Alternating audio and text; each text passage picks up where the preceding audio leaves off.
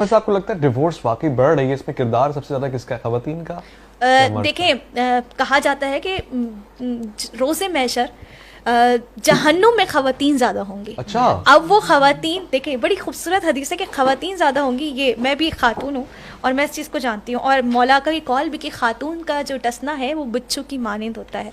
और कहीं रसूल अल्लाह सल्लल्लाहु अलैहि वसल्लम कहते हैं और हमें हदीस मिलती है कि जिस घर में औरत की सरदारी होगी वो घर नास पे होगा, क्योंकि औरत जो है वो नाकिसुल अक्ल है। अगर मर्द उस नाकिसुल अक्ल को अपने घर का सरबराह बना ले तो यकीनन, देखिए कितनी खूबसूरत बात है, मर्द की जन्नत उसकी माँ के कदमों में है, औरत की जन्नत अपने शौहर के कदमों, उसको राजी करने के लिए। छोटे इमाम का कौल है।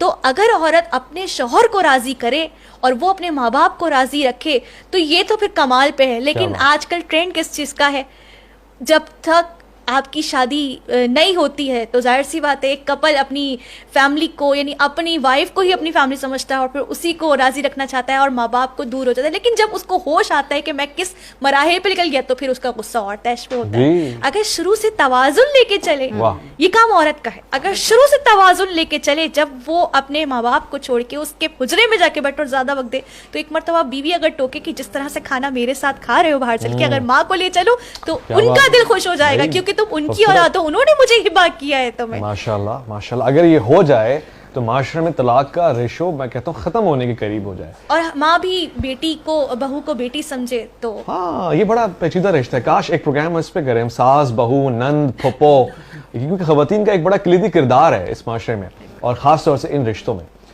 ये ट्रेंड अच्छा है कि जब अजान होती है हमारी मशरकी खवातीन सरों पे चादर ओढ़ लेती है, ये ट्रेंड कैसा है, मुनासिब है? बहुत खूबसूरत ट्रेंड है।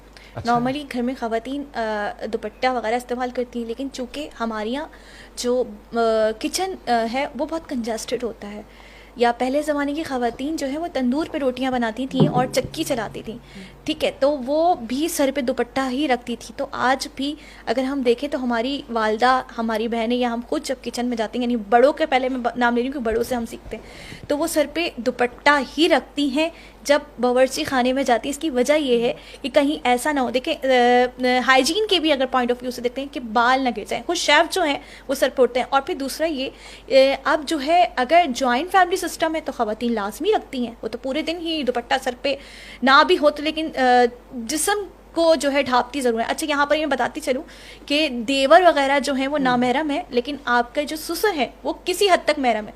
तो इतना ख़वातीन उनसे बेशक हिजाब नहीं करती, क्योंकि बाप के ही जो है वो ज़मरे में लेती हैं उनको, उन्हीं की तरह ताज़ीम करती हैं बाप की जैसे ही। तो इसीलिए, लेकिन किचन में जाना या बैठना, आज भी ख़वातीन जो है, मशरक़ी खातून जो है वो, क्योंकि देख हिजाब करने से क्या है, आपके कौन कौन से जो है वकार, ये देखा जाए, या घर के माहौल, या आप में क्या तब्दीली आती है। अगर देखा जाए 3 जाविये से मैं बताऊं कि सबसे पहले आपका घर नफसानी जो मर्ज है, नफसियाती मरीज होने से बच जाता है, और नफसानी ख्वाहिशात जो आपको फाहियाशी की तरफ, फाहियाशी की तहजीब की तरफ लेके जाती है, पुरफात तहजीब की तरफ लेके जाती है, वो नहीं जाती। क्योंकि जब आप बाहिजाब होंगी, अल्लाह की रहमत आप पे होगी, तो आपकी औलाद भी जो है वो नेक तरबियत होगी। फिर दूसरा ये कि वो औरत बावकार हो जाती है, और तीसरा उसके घर का माहौल बड़ा बेहतरीन होता है। क्योंकि नॉर्मली लोग कहते हैं, या बुजुर्ग कहते हैं कि हमने सुना कि अगर खातून बाहिजाब होगी और किरदार में बाकमाल होगी तो उसका घर बहुत खूबसूरत तरीके से बसता है, ये चीज़ कहा जाती है। लेकिन अब तो चूँकि ये रसूल की हदीस भी है कि चूँकि ज़माना क़यामत की तरफ जाएगा तो जो रेट ऑफ डिवोर्स है वो बढ़ जाएगा। तो अब तो सिर्फ यही वजह रह नहीं सकी, लेकिन हमें इब्तिदाई तालीम जब दी जाती थी तो वो कि अपना बनाओ सिंगार सिर्फ और सिर्फ अपने महरम के लिए रखो।